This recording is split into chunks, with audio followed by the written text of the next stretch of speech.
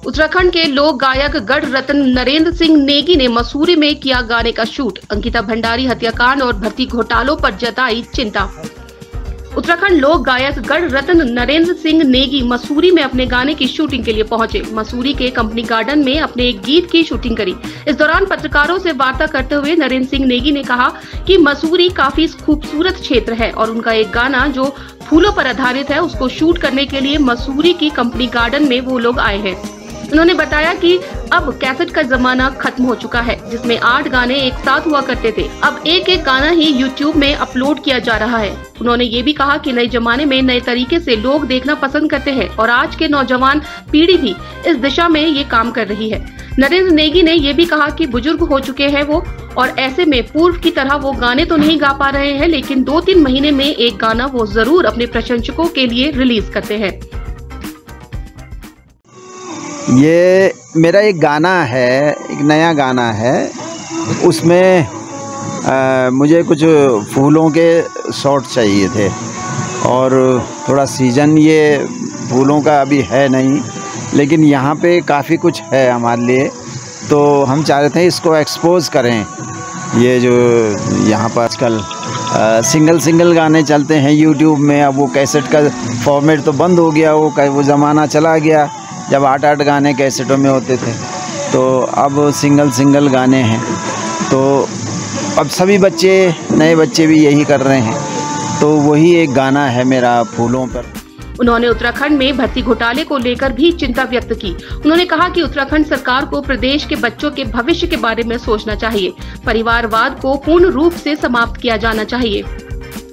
उन्होंने ये भी कहा कि उत्तराखंड को पाने के लिए उस समय के उत्तराखंड के नौजवानों ने अपना सर्वोच्च न्यौछावर किया था।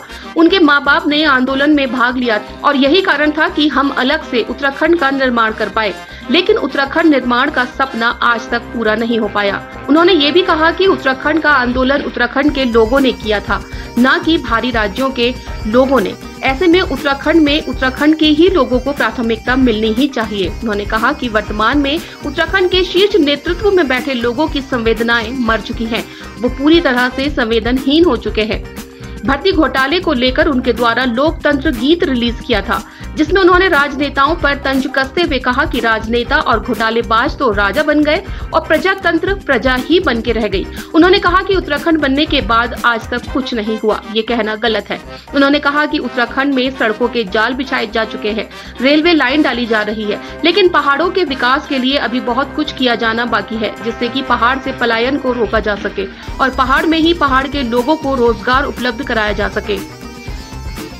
वही विकास जिस गति से उत्तराखंड में होना था उस गति से नहीं हो रहा है। मेरा सिर्फ ये एक सरकार से यही है कि यहाँ के बच्चों के बारे में सोचें।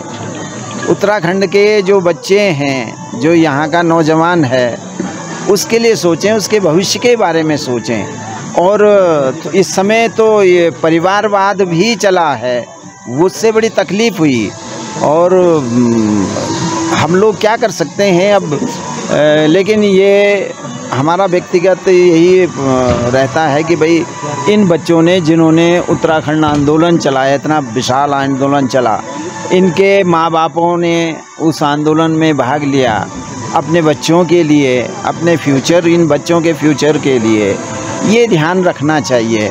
तो आंदोलन कोई बिहार के लोगों ने तो नहीं किया उत्तराखंड के लिए, या यूपी के या किसी दूसरे प्रांत ने, यहीं के लोगों ने किया और अपने बच्चों के भविष्य के लिए किया। तो बड़ा दुखदाई है और हमारे उत्तराखंड के नेताओं के प्रति हम लोगों को बड़ा लगता है कि यार इनके अंदर संवेदना मर गई है। ये लोग संवेदनशील क्यों नहीं हैं अपने बच्चों के प्रति, अपने राज्य के बच्चों के प्रति, अपने उसके प्रति। सिवाय अगर आपको परिवार दिखता है तो ये बड़ा दुखद है। उसने वो लोकतंत्र को किया था कि है ना, तुम जन सेवक राजा भे गया लोकतंत्र माँ, हम प्रजा का प्रजा रह गया लोकतंत्र माँ। तो तुम तो भाई राजा बन गए इस लोकतंत्र में, और हम जो हैं प्रजा थे, प्रजा ही रह गए हैं। तो ये थोड़ा एक व्यंग सटायर किया था, और आंदोलनकारियों को, उनके आंदोलन को बूस्टअप करने के लिए, उनके आंदोलन में उनको थोड़ा टिके रहने के लिए मैंने थोड़ा एक गीत डाला था उसमें। लेकिन कुछ भी नहीं हुआ ऐसा भी नहीं कह सकते, हो रहा है, लेकिन उस गति से नहीं हो रहा है, जन अपेक्षाओं के अनुरूप नहीं हो रहा है। सड़कें बन रही हैं, टूट भी रही हैं, है ना, आप देख रहे हैं पहाड़ों में इसका। उन्होंने अंकिता भंडारी हत्याकांड पर भी तीखी टिप्पणी की है। उन्होंने ये कहा कि भाजपा के नेता अनाधिकृत रिजॉर्ट बना रहे हैं, जिसमें अवैध तरीके की गतिविधियां चल रही हैं। उन्होंने ये भी कहा कि अगर सरकार समय रहते रिजॉर्ट होटल में कार्रवाई करती और पुलिस का डर होता तो शायद अंकिता भंडारी के साथ इस तरीके की घटना न हो पाती। और दुख की बात तो यह है कि सत्ताधारी दल के नेता इसमें शामिल हैं।